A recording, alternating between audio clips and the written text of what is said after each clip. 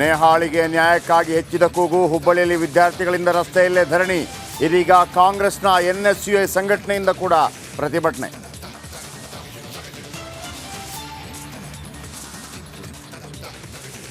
ಕೇಂದ್ರದ ವಿರುದ್ಧ ಕಾಂಗ್ರೆಸ್ ಪರಿಹಾರ ಫೈಟ್. BBMP ಕೇಂದ್ರ ಕಚೇರಿ ಬಳಿ ಕಿಸಾನ್ ಘಟಕ ಪ್ರೊಟೆಸ್ಟ್. ಶೀಘ್ರವೇ ಬರ ಪರಿಹಾರ ಬಿಡುಗಡೆಗೆ ಆಗ್ರಹ.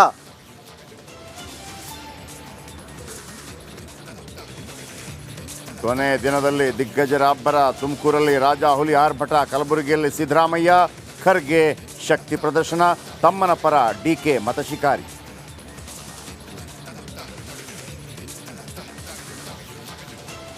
ಲೋಕ ಅಖಾಡದಲ್ಲಿ ಸಂಪತ್ತಿನ ಮರು ಹಂಚಿಕೆ ಜಟಾಪಟಿ. ಹೊಸ ನೀತಿ ಜಾರಿಗೆ ಸ್ಯಾಮ್ ಪೆತ್ರೋಡ ಆಗ್ರಹ. ಕಾಂಗ್ರೆಸ್ ಶ್ರಮಿಕರ ವಿರೋಧಿ, BJP ಕೌಂಟರ್. ಕೊಡಗು ಜಿಲ್ಲೆಯಲ್ಲಿ ಕಾಡಾನೆಗಳ ಆರ್ಭಟ, ಕೆರೆಯಲ್ಲಿ ಸಿಲುಕಿದ ಗಜಪಡೆಗಳ ಹಿಂಡು. ಇತ್ತ ಪೊನ್ನಂಪೇಟೆಯಲ್ಲಿ ರಸ್ತೆಯಲ್ಲಿ ಐರಾವತನ ಸಂಚಾರ.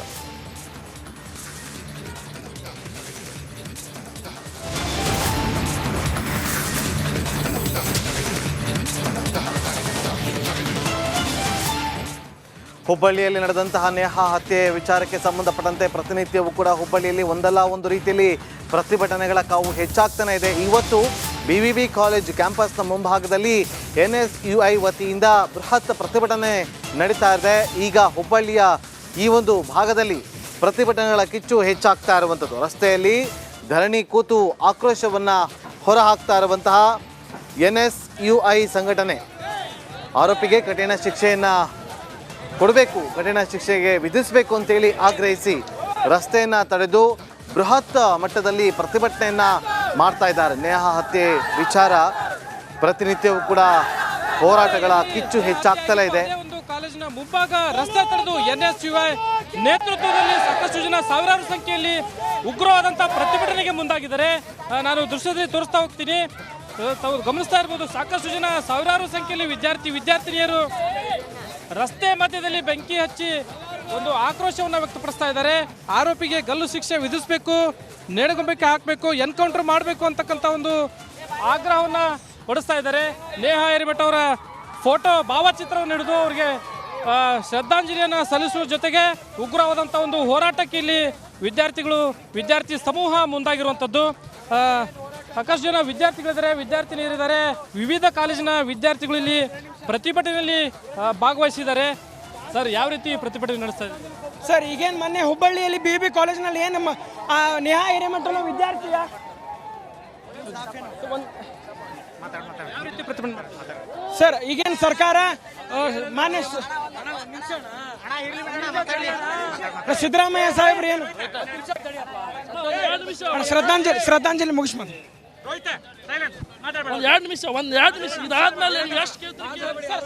ಸಾಕಷ್ಟು ಆಕ್ರೋಶವನ್ನು ಹೊರಹಾಕ್ತಾ ಇದ್ದಾರೆ ವಿದ್ಯಾರ್ಥಿ ಸಮೂಹ. ಏನು ಫಯಾಜ್ಗೆ ಉಗ್ರವಾದಂಥ ಶಿಕ್ಷೆ ವಿಧಿಸಬೇಕು, ಅದೇ ರೀತಿ ನೇಹಾಗೆ ನ್ಯಾಯ ದೊರಕಿಸಿಕೊಡ್ಬೇಕು ಅಂತಕ್ಕಂಥ ಆಗ್ರಹವನ್ನು ಪಡಿಸ್ತಾ ಇದ್ದಾರೆ.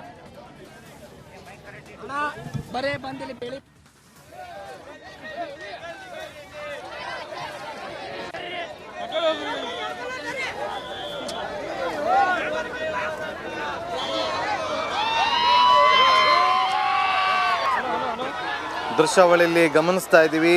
NSUI ವತಿಯಿಂದ ಇವತ್ತು ರಸ್ತೆಯಲ್ಲಿ ಟೈರ್ಗೆ ಬೆಂಕಿ ಹಚ್ಚುವ ಮೂಲಕ ನೇಹಾ ಕೇಸ್ ವಿಚಾರವಾಗಿ ಆರೋಪಿಗೆ ಕಠಿಣ ಶಿಕ್ಷೆಗೆ ಆಗ್ರಹಿಸಿದ್ದಾರೆ. ನೋಡಿ, ದೊಡ್ಡ ಮಟ್ಟದಲ್ಲಿ ರಸ್ತೆಯಲ್ಲಿ ಬೆಂಕಿ ಹಚ್ಚುವ ಮೂಲಕ ತಮ್ಮ ಆಕ್ರೋಶವನ್ನು ಹೊರಹಾಕಿರುವಂತಹ NSUI ಸಂಘಟನೆ ಅಲ್ಲಿ ರಸ್ತೆಯಲ್ಲಿ ತಡೆದು ವಾಹನಗಳನ್ನು ಪ್ರತಿಭಟನೆಯನ್ನು ಮಾಡ್ತಿದ್ದಾರೆ.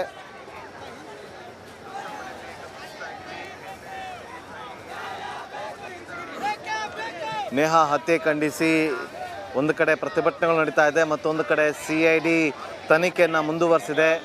ಸರ್ಕಾರ ಕೂಡ ಈ ಒಂದು ಪ್ರಕರಣವನ್ನು CIDಗೆ ವರ್ಗಾವಣೆ ಮಾಡಿ ಆದೇಶವನ್ನು ಕೊಟ್ಟ ಬಳಿಕ CID ತನಿಖಾ ತಂಡ ಹುಬ್ಬಳ್ಳಿಗೆ ಆಗಮಿಸಿ ಮಾಹಿತಿಗಳನ್ನು ಕಲೆ ಹಾಕೋದಕ್ಕೂ ಕೂಡ ಮುಂದಾಗಿತ್ತು.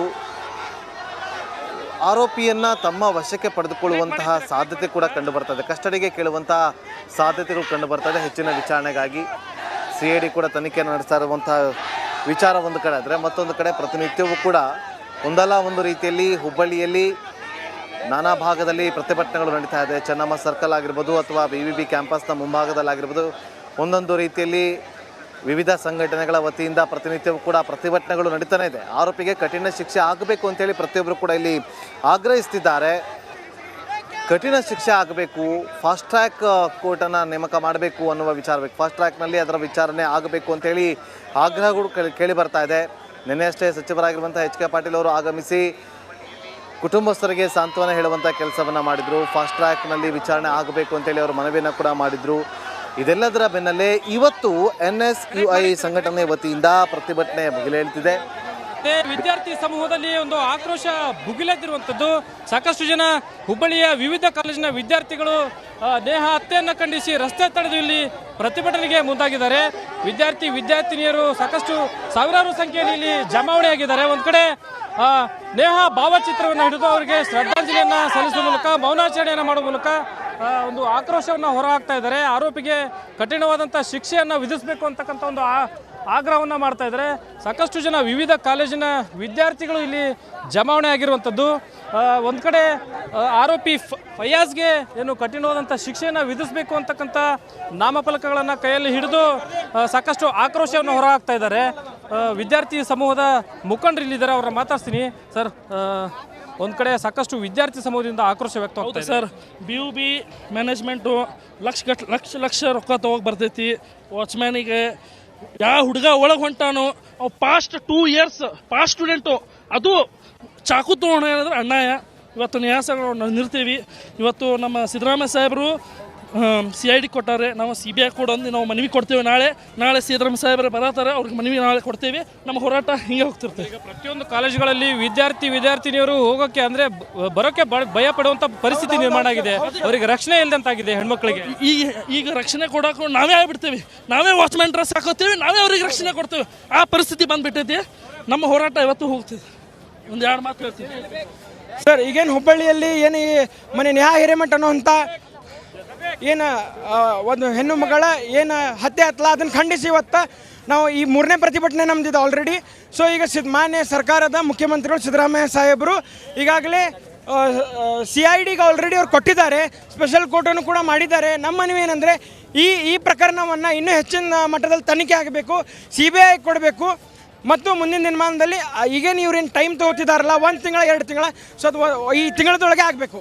ಒಂದು ಕಡೆ ಹೆಣ್ಮಕ್ಳಿಗೆ ವಿದ್ಯಾರ್ಥಿನಿಯರಿಗೆ ರಕ್ಷಣೆ ಇಲ್ಲದಂಥ ಪರಿಸ್ಥಿತಿ ಇದೆ ಈಗ ಸದ್ಯದ ಸ್ಥಿತಿಯಲ್ಲಿ.